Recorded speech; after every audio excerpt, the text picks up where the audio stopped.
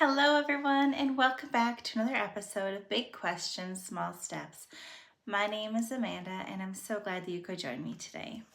In today's video, we're going to be wrapping up our exploration of the oldest religions in the world. I purposely put these two together because as I was going through my research, many say that they have many similarities, and the people who practice them actually will frequently do both.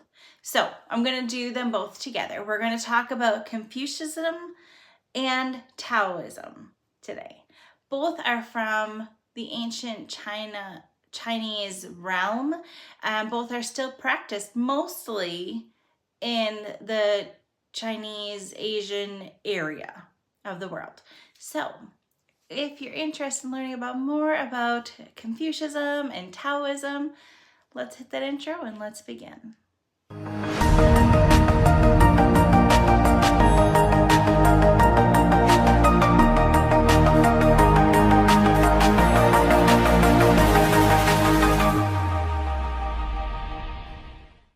So Confucianism and Taoism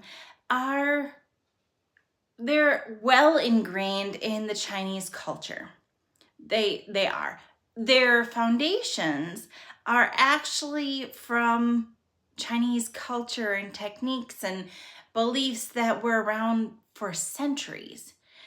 And Confucianism and Taoism, together with Buddhism, are actually known together as the three teachings because they are so closely tied to that Chinese culture.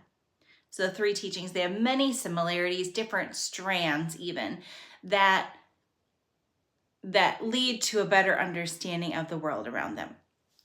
So because we're doing two different religions this time around, we're going to talk about each of the different questions, but we're going to talk about the two different religions side by side right away, because it's too much to go all through one and then go through another. You'll get confused.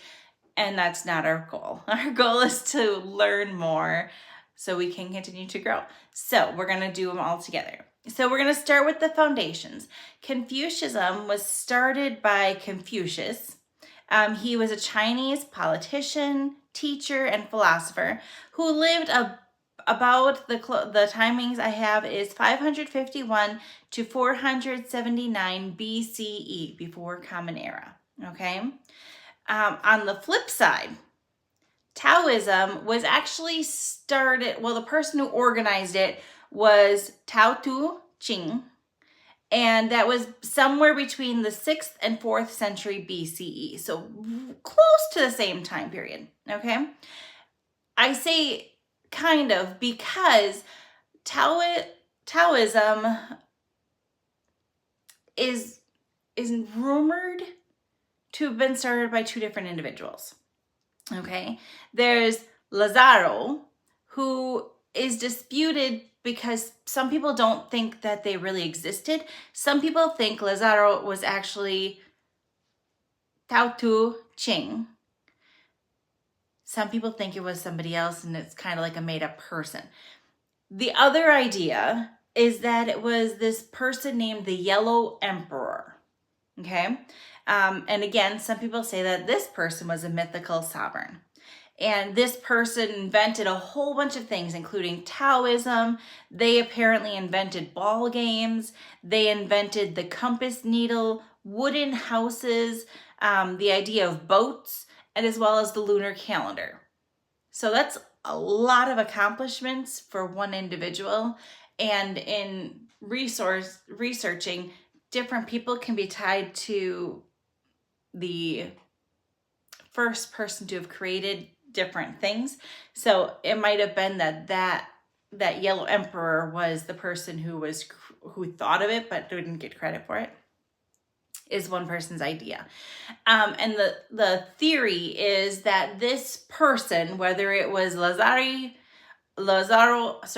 or the Yellow Emperor, they had a dream. And in their dream, they dreamt of this great kingdom with tranquil inhabitants. And they were very loving, and they lived with natural law and order, and they possessed personal virtues that made them good people. And when they woke up from the dream, they decided that they were going to bring these virtues to their kingdom. And that's how Taoism began. Okay?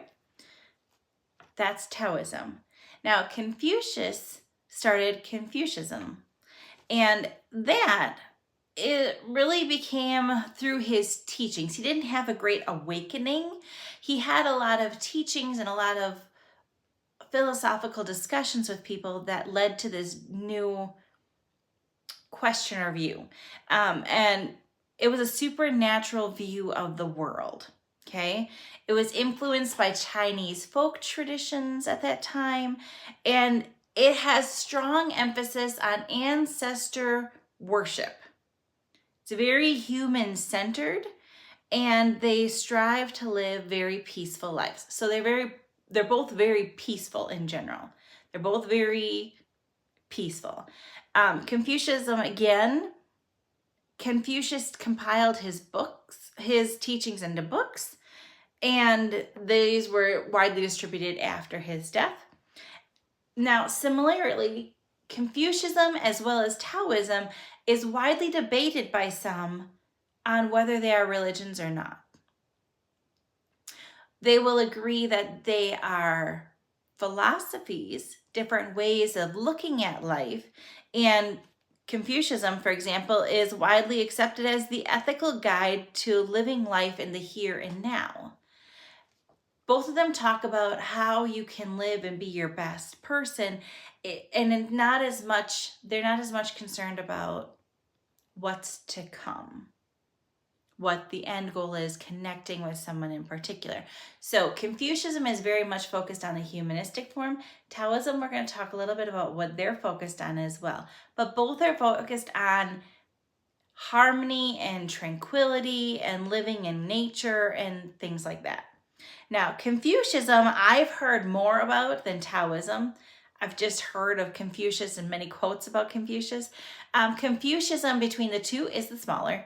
Confucianism has 6 million followers, whereas Taoism has 12 million followers.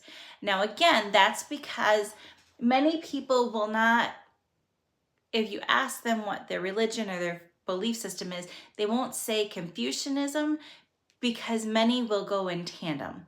So there'll be Confucius practicing Buddhists, or there'll be Confucius practicing Taoists, and they'll kind of dip and dive between the three. So it's a different way to look at it. So let's talk a little bit about what these two different groups believe, what their main beliefs are, things like that. This is going to get messy. I'm going to try my best to keep it clean, but in my opinion, in my research, both of them can be kind of tough to pinpoint down. So let's go step by step, and we'll do the best we can together, okay?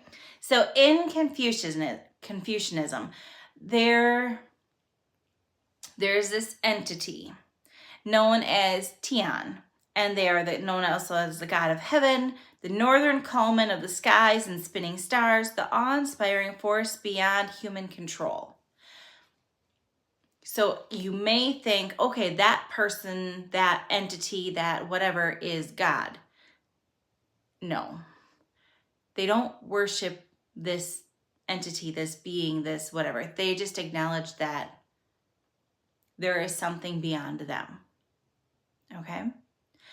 In Taoism,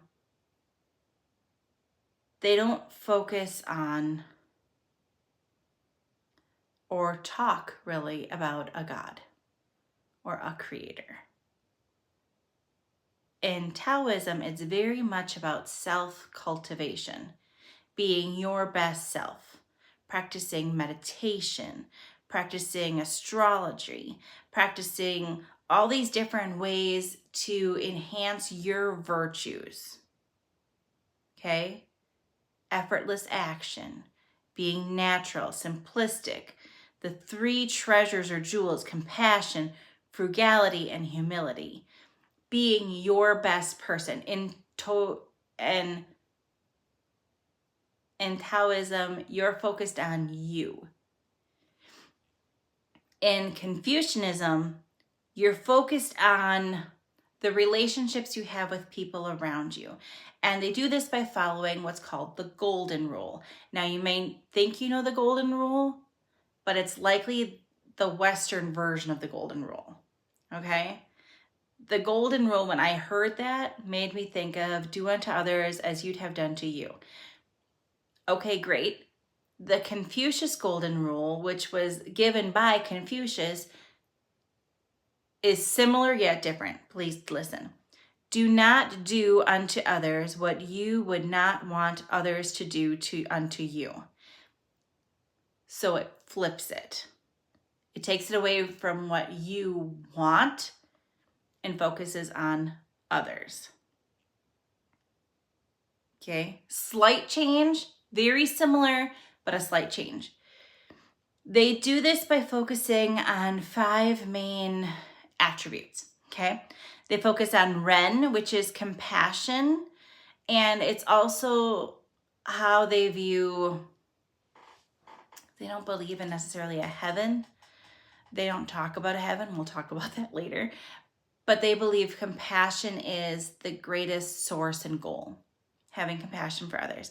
The second one is Yi, which is righteousness and moral disposition. The third is Li, which is ritual norms on how to act properly. That one hit me. Like, it's just a common set of rules and expectations for people in Confucius society, in the Chinese culture. This is how you are to act. This is how you are to engage in those relationships. Remember, Confucianism is all about those relationships, okay? And then the fourth is Zai, which is the ability to see what is right and fair, or the converse, of others. Not of yourself. Again, it's not about you. It's about others. What is right and fair of others. So what does this person do in this situation? What does that person do in this situation?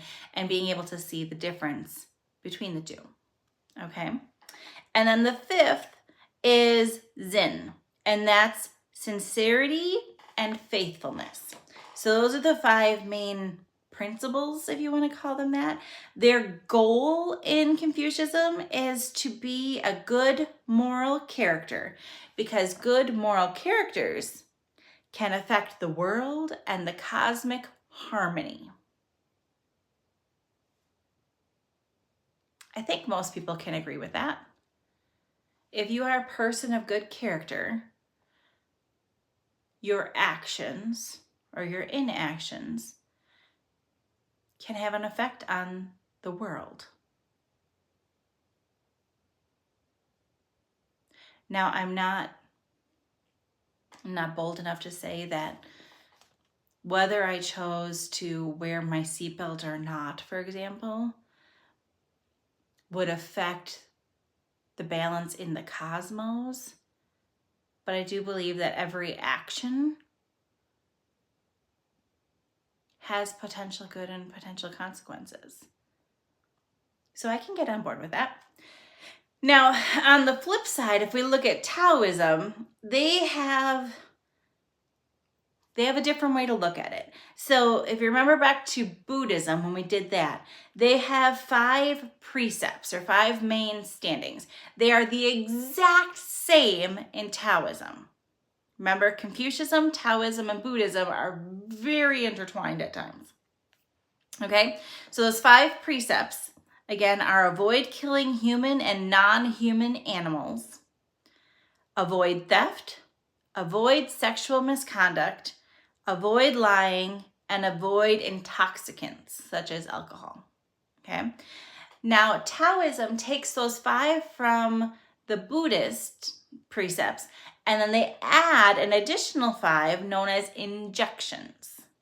Okay, and this is, I will maintain harmony with my ancestors and family and never disregard my kin. This is big. See, on the Confucianism side, they were big into family as well. I think I talked about that. If not, I'll talk about that in just a moment. But having that tie to ancestors is a big thing. Oh, in Confucianism, yeah, they talk about relationships. Taoism is also about relationships, particularly with the ancestors and being respectful of that. The second injection in Taoism is when I see someone do good, I will support him with joy and delight. I love that idea. We should celebrate each other's good things that they do. Celebrate each other's successes. There's no use in being angry that one person got a promotion and you didn't. Be glad that somebody got a new vehicle. Be glad that someone found the love of their life. It does not hurt you in any way, shape, or form to be happy and rejoice with someone. Okay? Number 3 injecture. When I see someone unfortunate, so someone who is struggling in some way, shape, or form, I will support him with dignity to recover good fortune. So in Taoism, they believe that by helping those that may be struggling or maybe being viewed as unseen by others, you are helping them, but you're also helping yourself. So serving food at a food pantry or assisting at a homeless shelter, that's helping that group of people, and that's also helping yourself. And number 4, when someone comes to do me harm, I will not harbor thoughts of revenge. That one I think is tough for most of society, but it would also be a great way for people to let go of thinking that you have to correct everything. Just because someone cut you off when you were driving down the highway doesn't mean that they were trying to make your day terrible. Maybe they were new to the area and they didn't know. Maybe someone didn't mean to use the last of the toilet paper in the bathroom stall. Maybe they were just having an emergency and they didn't realize that there was none left. You don't know what you don't know. Let it go. I like that one. And then the last injection that they have in Taoism is as long as all beings have not attained the Tao, which is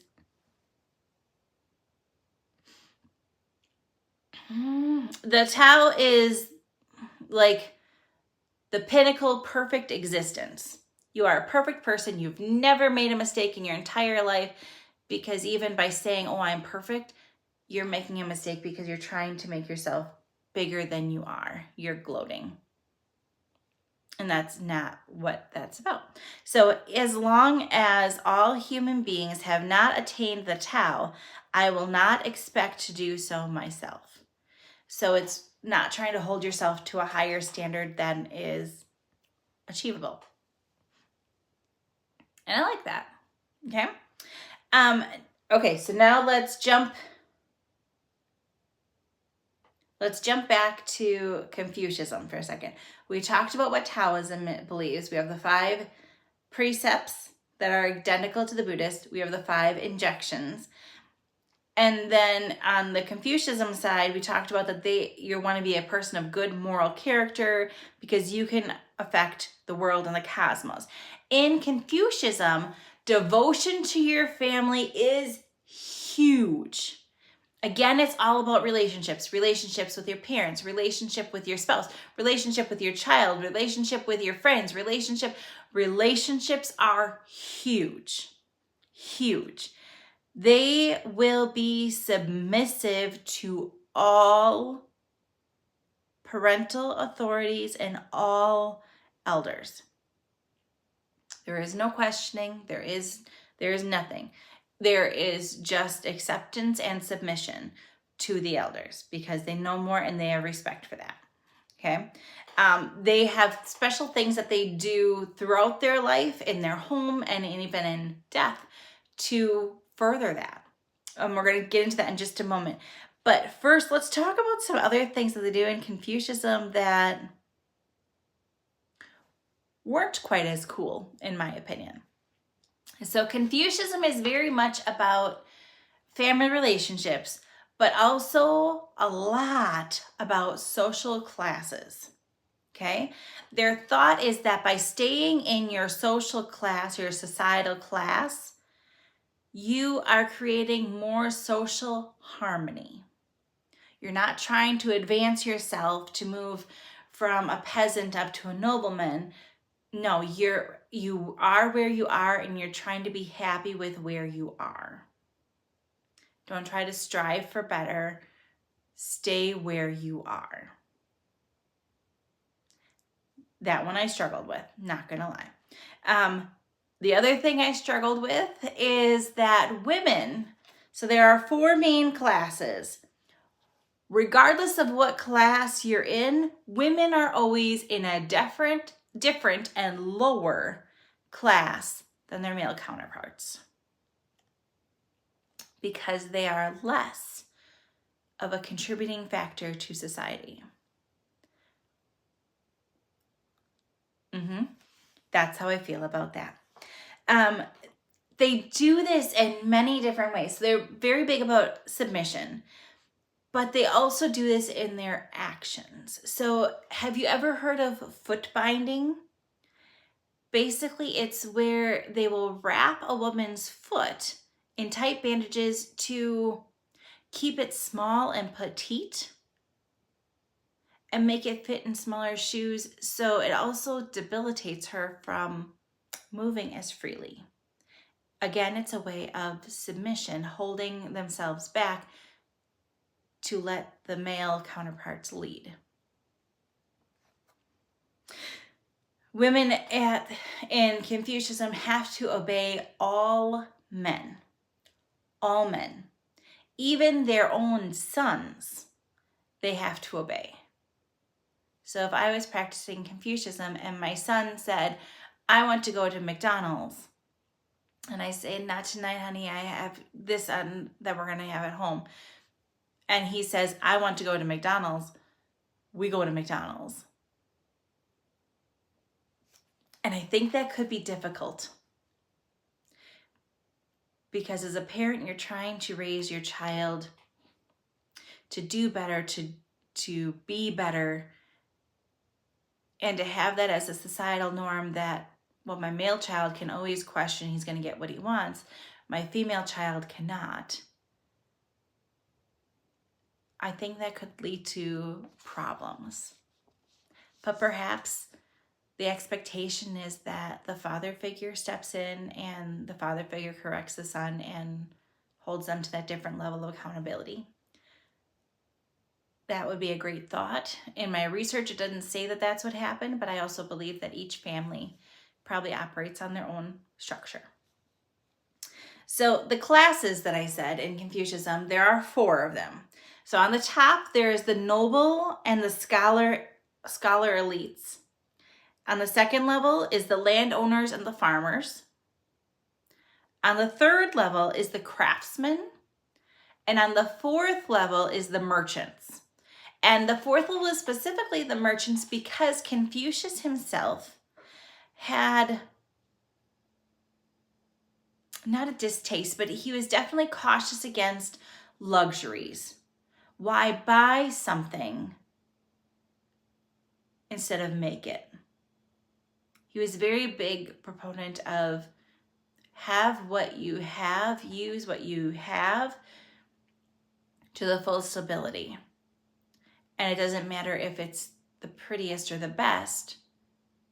Be appreciative for what you have and what you can make.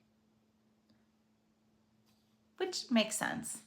But I struggle with the idea of the class system regarding stay in your lane, essentially. I just struggle with that. Let's jump back to the Taoism. So we talked about what the precepts are. We talked about the injections, the different things that they want to do. They want to avoid bad things. They want to do good things for other people. They want to focus on self-cultivation. They do this self-cultivation through 9 different practices, they call them. So it's the art of non-acting, which was quite puzzling to me, and I had to research it, quite honestly.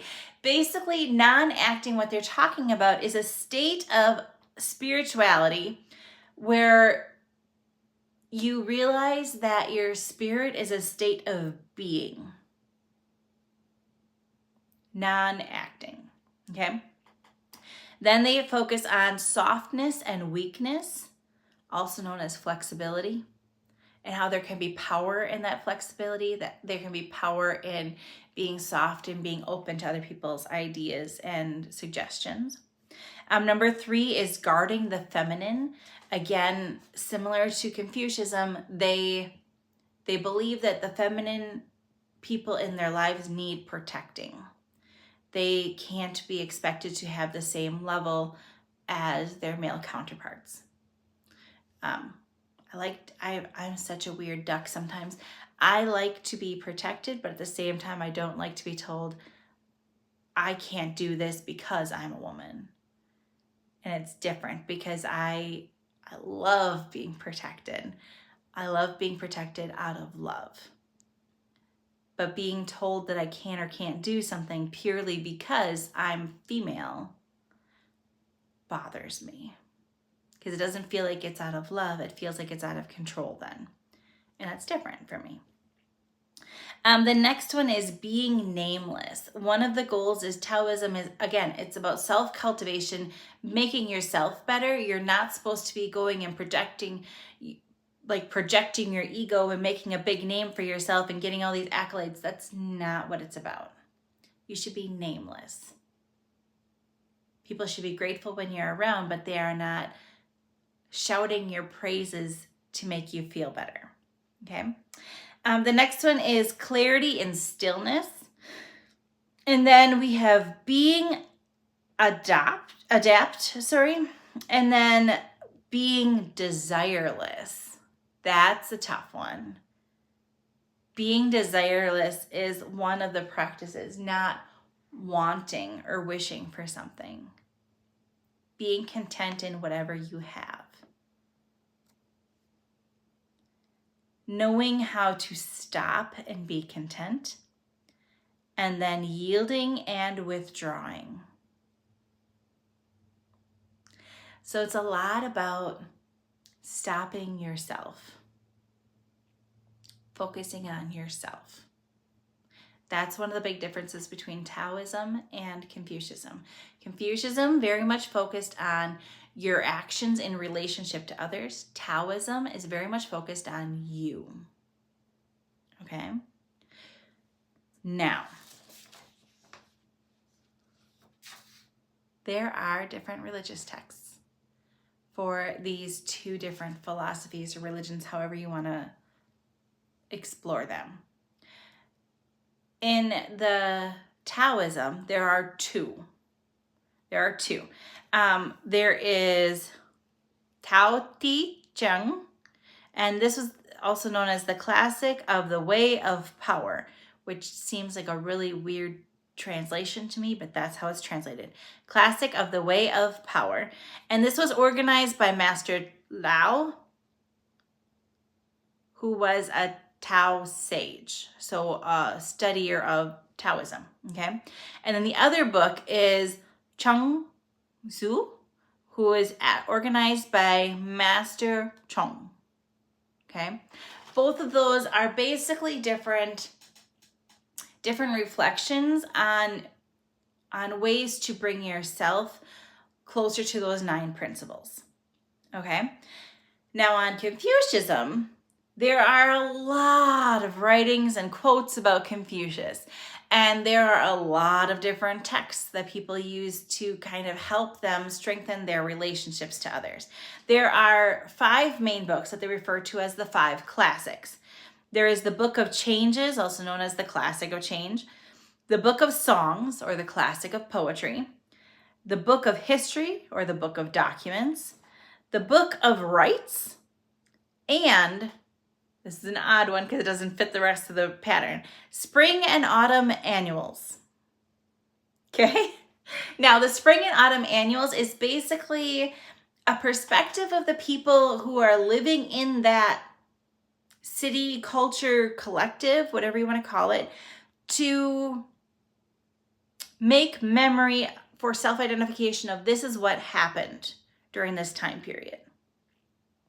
It's basically like kind of like a scrapbook of this is what happened, to have a history book with it, okay?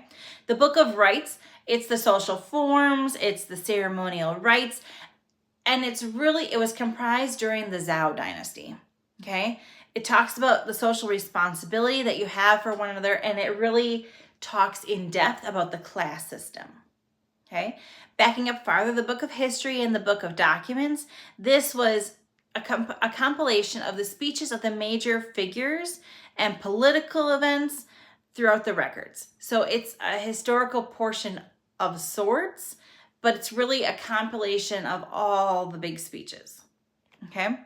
Book of Songs and Poetry, they believe that poetry and music convey common human feelings, and it helps to really trigger that responsiveness. So the Book of Poetry and the Book of Songs is frequently used by people when they are seeking that stillness and they're seeking that connection to other people. So they will find different songs or different poems that help them express what they're feeling better. Okay, and then the first one is the Book of Changes, or the Classic of Change, and this one is a metaphysical vision that combines art with numerology and ethical insights. So it's basically, the first book explains how everything is combined and why everything is combined. In Chinese culture, numerology, astrology, all these different things are very important. And that's why you'll see it be brought up time and time again, because it's part of their culture. So in that Book of Changes, it talks about how these different things that are so crucial in Chinese culture are actually keys to help increase your connection with other people as well, your relationships with other people. So different texts, certainly if you look at just the length, the Taoism books are much shorter. But in looking a little bit at the books from Confucianism, they are shorter and more understandable. So 2 books for Taoism. In Confucianism, there's 5 main books, it's the 5 classics. But the Book of Changes, for example, is only, I think, 80, 85, 81 pages. And it's really broken up into shorter chunks so you can really think on it. It's very manageable. It's just heavy stuff.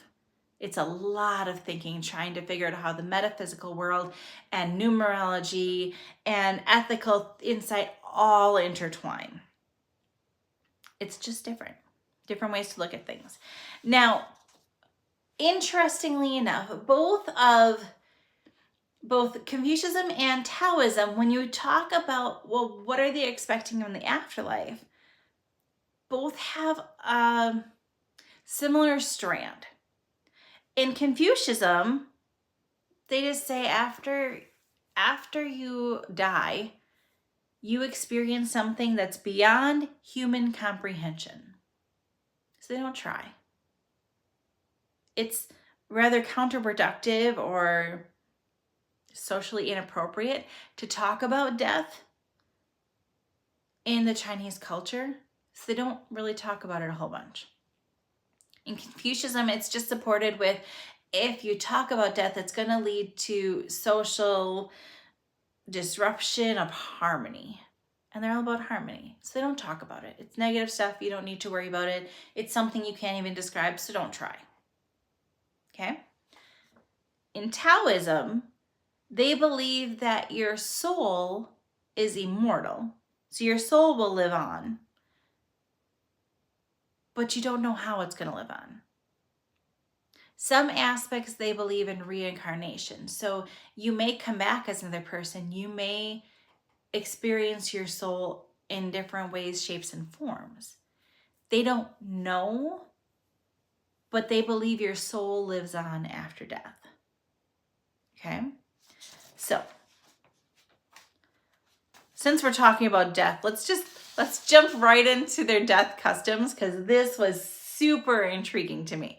Okay, so and again, many of these are similar because it also ties with the Chinese culture. Both of them are very tied to the Chinese culture. So at death, your body will be washed. You are then dusted with a talcum powder, and you're dressed in fine clothes. Okay? Now, there are many superstitions that go along with the Chinese culture regarding what you're wearing when you're buried. Okay? So for a woman, you're buried with jewelry because this is supposed to bring good luck and good fortune to the future generations. Your casket will likely be decorated, and even food might be placed either at the foot of the casket or inside the casket to ensure a safe home for future generations. When you have someone pass, sometimes they'll have a wake where you can view the body and be with people who are mourning. And at that point, this was an interesting one to me. They will spread rice around the home to keep hungry ghosts away from family members. That was intriguing to me. Now, in Confucianism, they have a couple of more things. So they believe that 3 days after a person dies, their soul will come back to the family. So many people who practice Confucianism will have a big family dinner or a party for that soul's return. And they believe that that favorite the favorite music, the favorite food, the enjoyment of being that family together again will help bring fond memories of that person to each of the individuals who are in mourning and help them cope with that loss and help assist the person who was lost, the soul that was lost, place them at peace. Okay. Another thing they do, and this is again, they talk a lot about worshiping ancestors or ancestral worship. In Confucianism, families are huge. Relationships are huge. In each home, they will actually have a shrine. And in that shrine, they'll have candles and they'll have names of everyone in their family and friend circle that have passed. They may even have pictures. They'll have incense, and they will spend time every day thinking of all these people, asking guidance from all these people, seeking that connection, giving that respect to those individuals. Okay? There is a standard mourning period in both Confucianism and Taoism. When someone passes, there is a standard of 100 days. Now, if it's your spouse, you mourn. So nothing excitement, don't buy anything, don't go do anything that's exciting, no relationships or anything like that for a year. If it's your parent or your child, that's 3 years. It's a long time. They believe that when you are in that mourning period, you should accept where you are and just know that it's going to be a hard time and live in that hard time so you can eventually work through all of that. They believe that if you don't spend time working through your emotions, you're going to continue to stifle yourself in the future. Okay?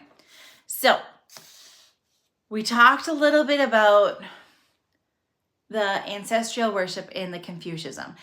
Did you know that ancestral worship is the main type of worship in Confucianism? It is. It occurs in people's homes. They do have temples. They refer to them as the house of sages. And really in Confucianism, they're more buildings for learning and study. You can go there to seek wisdom. You can go there and speak with other people who are Confucius studiers, and you can You can ask for blessings, you can ask for guidance, but there are no pictures of Confucius. You're not worshiping Confucius. You're not worshiping Thane. You're not worshiping a god. You're seeking guidance on how you can strengthen your relationship with others. Okay? There's a lot of tea ceremonies. They happen in the Confucius temples. It's that seeking of guidance and connection in the relationships. Now, on Taoism side, they worship differently. Okay? On the Taoism side, they believe that there are deities. They believe that there are gods and Xian, or immortals. So there are these aspects that have attributes that they aspire to. So one may be very generous, one may be very faithful, one may be very gracious, different attributes that they wish to have in themselves, because Taoism is very much focused on self-cultivation, okay? So they will have these different deities. They will have priests of sort, but it's not like a religious priest in, say, Catholicism. They are ordained, but they're really ordained meaning they are a practicing Taoist, and they have been given that role of being the presenter of Taoism on cultural and professional basis. Okay? They're basically the experts on liturgy. So if there's a tourist group that's coming, for example, the priest would be the person who would explain what's going on, because the other Taoists may have other obligations. And again, it's not supposed to be about yourself and making yourself bigger. It's about living to be your best person and not comparing yourself to others. So it's different. In the home, so in Confucius homes, it's all about the ancestral worship, okay? In the Taoism homes, it's all about self-cultivation. So it looks different. They don't have shrines. They don't. But they do a lot of meditation. They do a lot of organization with feng shui. So it's basically how you arrange the furniture in a room to bring in the flow of positive energy. And they also have specific dietary customs.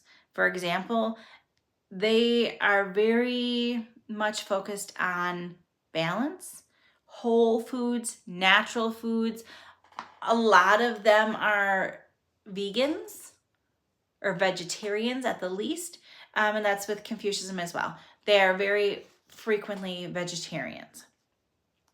Okay, they're trying to live their best life. Okay, now I said Taoism has temples, and they do. People do not go there regularly, but they do believe that the Taoist temple is a cornerstone of that practice.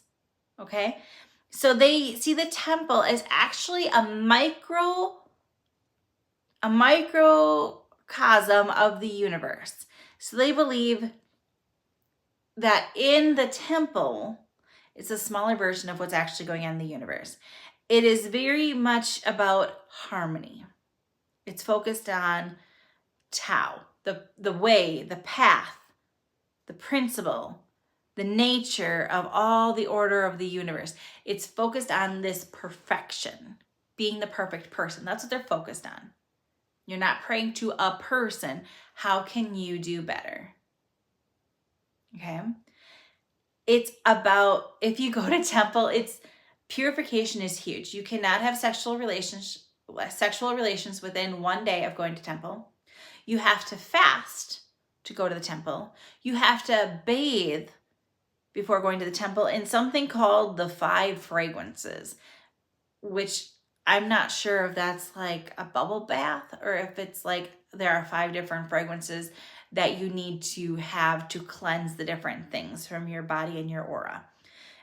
They will frequently bring offerings of incense, fruit, flowers, things like that to, again, enhance the space and bring peace and tranquility to yourself, okay? They will say prayers, but again, their prayers are not necessarily like communicative prayers. Again, it's more of that silent meditation prayer that they're going to do. They do, however, have altars. They don't put necessarily anything on the altar, but they believe that the altar is a spiritual vessel that connects the earthly realm with the celestial. So they believe that that altar, that space, is representing that connection. And so that's different. It's different. There can be many altars in the temples. They have many different altars because they believe that each altar is a different aspect or a different deity of how you can be a better person. So if you're going to temple and you really want to be a more gracious person, you're going to put your offering at the temple of the gracious God or the gracious deity, and then you sit near that altar because that's your focus. You're focusing on being more gracious. If you are focusing on being more humble, then you're going to sit over by the humble altar and focus on that. It's just different. It's different. There are no chairs. You sit on the ground. But it's supposed to be you bar yourself, you cleanse yourself, you purify yourself to focus on improving yourself at temple. They don't go every week. They don't go every day. It's there to study. So you go when you need to go. And there is no set timeline or time frame. Okay?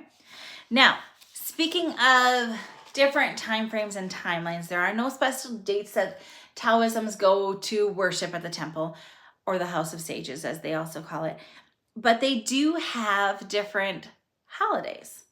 Okay? They have different celebrations. Now, most of the celebrations in Taoism correlate with Chinese cultures. So they would do the Chinese New Year or the Lunar New Year. They celebrate that. Absolutely, because it's part of the Chinese culture and that's where they live. That's what they do. They also celebrate in Taoism something known as Qihua. And this is this cosmic renewal where they seek to rectify an imbalance in the community and the world. So if something is happening, there is no set date for this one. But if something is happening, the community will have this celebration, and they'll have fasting, and they'll have prayers, and they'll have songs. And basically, it's a really vibrant, music-filled, colorful banner celebration. You go through the whole creation of the universe through gestures and songs and things like that.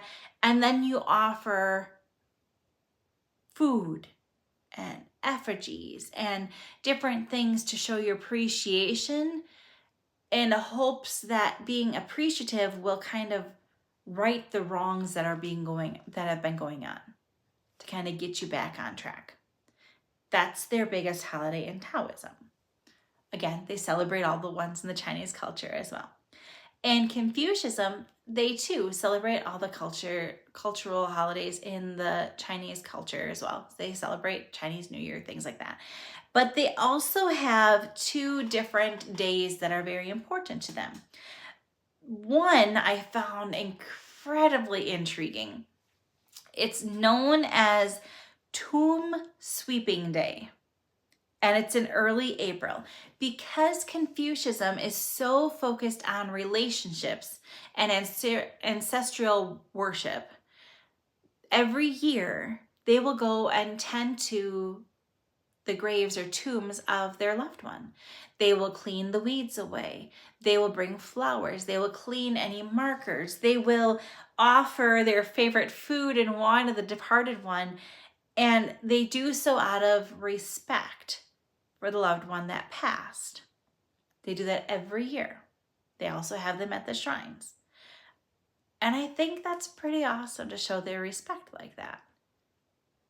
Growing up as a Christian, we would bury my grandparents, great-grandparents, things like that, and we typically didn't go back to see their grave. We remembered them and we would look at them and pictures and things like that, but we wouldn't go back to their graves. So that was intriguing to me. I liked the idea of the tomb sweeping day. That was a neat one to me. The other holiday that Confucians celebrate quite vividly is they celebrate the Confucius's birthday. And this was an intriguing one. They celebrate his birthday, particularly with a 60-minute dance and musical performance about the life of Confucius. So that's their big celebration on the day, is they have a 60-minute performance, which is kind of cool. Kind of cool. I like that one. So the last thing that we typically talk about in any religion is, okay, so if this really intrigues you and you want to learn more about it and you want to join this movement or you want to join this philosophy, well, how do you do that? So that's called typically the conversion path. And both of the Confucianism as well as the Taoism, it's not like you have to be formally accepted into either, because it's all about how you practice. Okay? It's about the relationships you have with others. It's about how you conduct yourself personally. It's not like you need a membership certificate to say, oh yes, I'm a member of the Taoist temple. No. In Confucianism, for example, if you wanted to convert to Confucianism, then you would have to accept that all people, no matter what, are capable of perfection and are teachable as well as improvable. They're focused more on optimism than pessimism. So if you tend to focus on the negative or see what's wrong or how people can improve, Confucianism is going to be tough for you because you have to focus more on the positive. The second thing you have to do in Confucianism is you need to not point out anyone else's mistakes. I can imagine this being difficult in the workplace. If you're working, say, at a factory and someone is making a part wrong and it's causing problems down the line, I can imagine it be difficult to just sit there and realize that that's not your place and you can't say anything. You can't improve the situation. But that's one of the ways that Confucius practice is, nope, not my problem, not my mistake. I don't need to point that out to you. You'll discover it when you're ready to discover it. The third thing that you have to do is you have to dedicate yourself to obtaining perfection and freedom from ignorance. I'm not perfect and I never will be. You have to be polite in all dealings. You have to love your family without any limitations. You need to practice righteousness, be honest, be benevolent, and humane towards others. All good things, but I think as humans, we all struggle with being perfect and knowing that I will never be perfect. That could be discouraging for some. But Confucius take that as a challenge of, I may not be perfect, but I can be better tomorrow. I can be better in 5 minutes. I can do this because it helps you in your relationship with me. And that's what they focus on.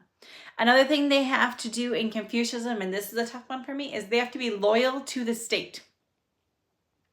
They embrace mediocrity, they embrace learning, but they are loyal to the state. Regardless of what the state or ruler just decides, they're going to do it wholeheartedly, whether they believe it or not. If this is what the leader says, this is what they're going to do.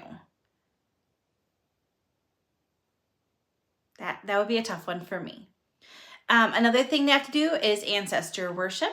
So making sure that you honor and respect each of the ancestors that you have had that have passed and making time and space for them in your home and in your life. Okay. And then you have to embrace other religions because, again, Confucianism isn't technically a religion by most people's accord. It's typically a philosophical state, philosophical idea. So many will do Buddhism, many will do Taoism because the three are so tightly tied together. On the flip side, if you want to practice Taoism, you need to organize your home in a feng shui manner. So there are many books about feng shui and how you should position different things, and you shouldn't have the back of a couch facing an open window and things like that. You should practice focusing on yourself through meditation, the act of being still and mindless, Tai Chi, which is focusing on your body and how it moves energy throughout your body, Qingku, which is an inner type of Tai Chi where you move energy within your own body, and also yoga. They encourage you to participate in festival days, and they also encourage you to read the text, particularly the Tao Te Ching, the main one, the power of the order of the way of power. That one that seemed weird when I read the title. That's the one that they want you to read. Again, there's no certificate that says you're Confucius or a Taoist at the end of it. It's about how you fit in the world. Taoism is very much focused on yourself, self-cultivation, making yourself better. And Confucius is about your relationship to others, giving that respect to the ancestors, because that's going to continue to guide you. It's just different ways and different thoughts on how they live their lives. Again, both are based on a lot of Chinese folk stories, a lot of Chinese cultural expectations. That's just what they do. Very intriguing things. Very intriguing. Now, in my next episode, we're going to actually start talking about Christianity, and we're going to start, I found a great resource that kind of walks you through many different denominations, and they're based off of specific questions. So we're going to take one question at a time, and with each question, depending on how you answer, it may lead to this denomination or it may lead to this denomination. And we're going to talk about how each of the denominations are similar and different, so we can learn more, because the more you know, the more you grow. And that's why we're here. Thank you so much for joining me today. I greatly appreciate you taking the time to learn with me. If you enjoyed today's presentation, please go ahead and like this video, give me a thumbs up, and always hit subscribe so you can get our newest videos as soon as they are released. I greatly appreciate you and your time. Thank you for joining me. Thank you for being on this journey with me, because it's an endless journey and I love learning more. Until next time, take care. Bye-bye.